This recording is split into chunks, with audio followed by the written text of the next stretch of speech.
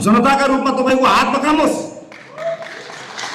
नेताका रूपमा, पार्टीका रूपमा के गर्नुपर्छ हामी गर्छौं। देशको हितलाई ध्यानमा राखेर नेताका रूपमा यो देशलाई निकास दिन, कुशासनको युगबाट एकैपटक बाहिर निकाल्नु, भ्रष्टाचारको युगबाट एकैपटक बाहिर निकाल्नु, हामी त्यहाँ पुग्छौं जहाँ पुग्दाखेरि जनताले भोट हालिदिए भने देशले परिणाम दिन सक्छ, देश नयाँ बाटोमा जान्छ। हामी त्यसका लागि तयार छौं।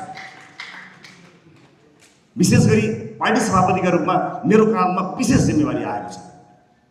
यो विशेष जिम्मेवारीलाई म नेपाली जनताको विश्वासलाई साथमा लिएर र नयाँ आउनुभएका साथीहरूलाई विश्वासमा लिएर म दृढताका साथ निभाउँछु। म तपाईलाई वचन दिन चाहन्छु, दायाँ बायाँ कहीँ कतै केही हुँदैन। नयाँ जोडिएका साथीहरूमाथि अन्याय हुने छैन, यो ग्यारेन्टी भयो।